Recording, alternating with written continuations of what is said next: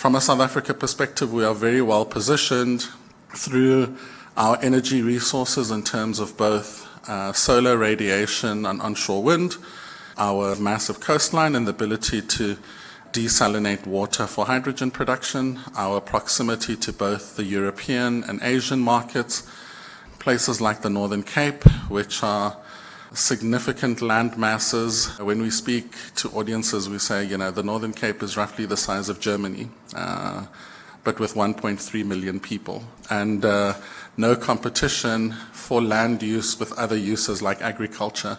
So these are all important when we start to talk about the massive amount of energy that is required. And it's not necessarily for a global demand. So we know that Europe will not be able to meet its own green hydrogen or energy demand. And we know places like Japan, South Korea, and others won't be. But there are many parts of the world that are competing to be this new producer, this new source of green hydrogen demand. From a South Africa perspective, we're competing with South America and the likes of Chile, with Australia, with Saudi Arabia and the Gulf Coast. The African case is slightly different because we have different entry points into this market. Like North Africa can pipe green hydrogen into Europe because of their proximity, where we need to be able to produce hydrogen carriers and be able to produce value-added products. East Africa has geothermal energy, which we don't have, which gives them a different ability and a potential to produce green fertilizers and others. So there's a nuance in terms of this picture, but fundamentally what we're talking about is the potential not only for 2050, and it was interesting to see what the split was between when do we think green hydrogen will become real, will become significant. And interestingly, it's fundamentally around what we do in the next 2 or 3 years. Because the case for green hydrogen very much looks like a hockey stick beyond 2030.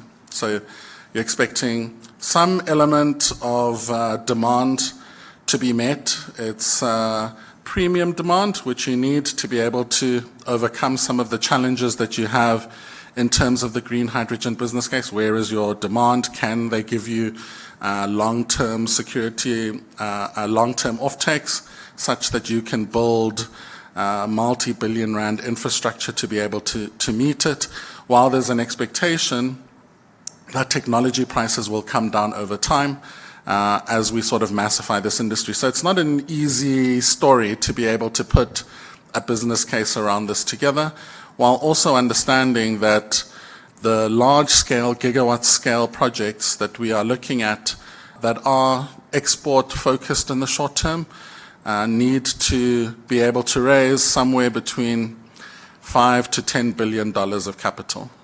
So I'm not just thumb-sucking that number for emphasis.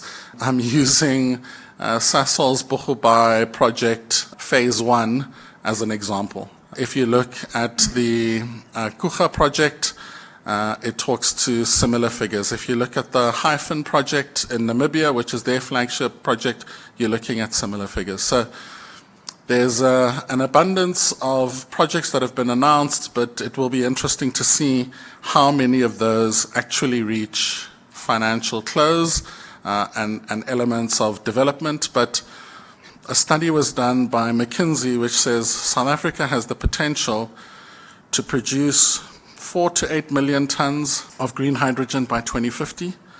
Most of this will be to capture ammonia demand in the likes of Japan and South Korea and potentially into Europe. A lot of it can be utilized in South Africa through production of value-added products for the export market, through green steel, fertilizers and others. But domestic demand also has the potential to reach 2 to 5 million tons of demand by 2050.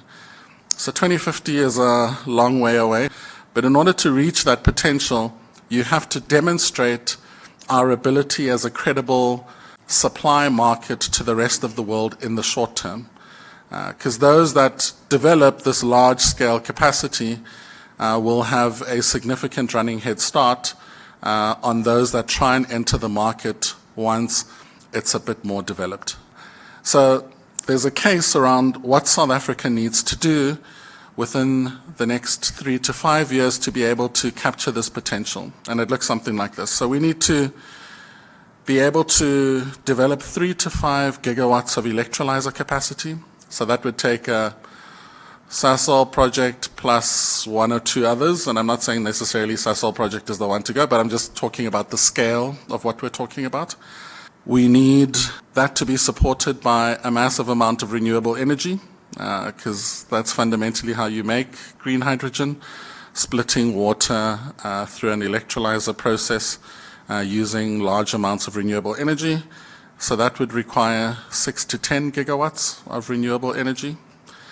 And in the context of us as a country having rolled out about 7 gigawatts of renewable energy over more than a decade, it talks to the scale of the challenge.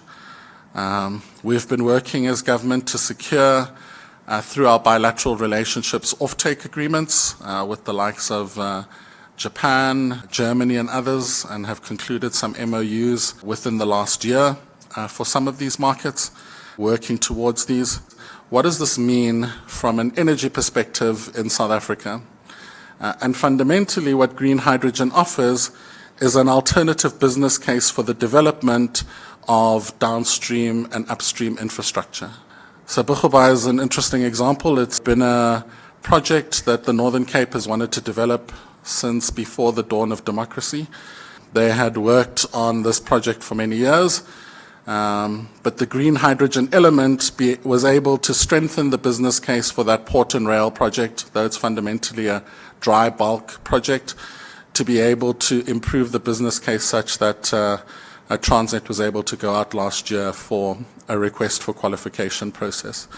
When we talk transmission infrastructure, many of these projects, if we're talking the scale of renewable energy that I've just mentioned, have the ability to oversize their generation capacity to be able to feed in excess electricity into the grid during the day and at times of excess.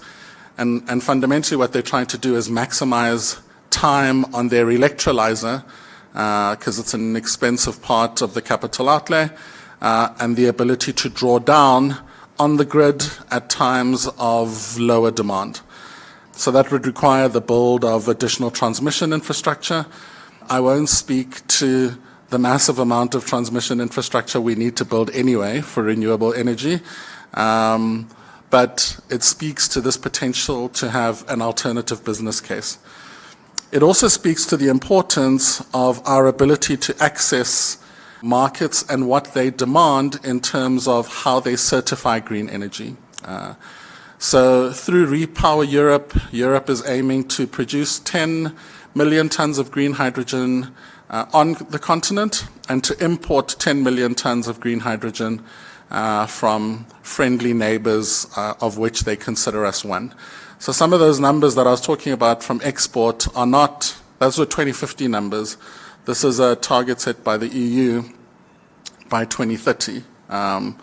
And what it needs is this element of the ability to access Europe through something called the Delegated Acts, which determine what is considered as green hydrogen. And it has a number of components, one of which is additionality. So you can't take existing renewable energy assets, divert them towards making green hydrogen because you think the business case for green hydrogen is better, and then potentially sort of add fossil fuel assets to make up the difference in your country. So you need additionality. There's an element around temporal and geographic matching, which talks about when you generate versus when you utilize.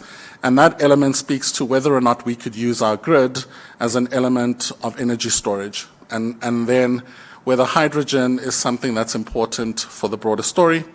And then the last one is related to other elements like how we transition some of our existing assets like Sasol Secunda towards green and the production of sustainable aviation fuel. And that talks to elements related very specifically for them to things like flexible allocation. So there's this certification element, there's a market access element, and the other one is related to our ability to assist some of these early stage projects to be able to raise the feasibility and pre-feasibility funding to be able to get them towards their development journey. Martin Creamer asks, what plans are in place for the salt that emerges from desalination? Is that an issue? So there is byproduct? an issue around, let's say, the density of brine that gets released back. It's a big part of the environmental process that the projects must undergo. There's also some studies that we have commissioned through GIZ on positions of desalination facilities that support some of these coastal projects. So that is an element that is currently sort of under development and under study, is sort of the impact and the density of brine and what impact it would have in terms of the ecological assets.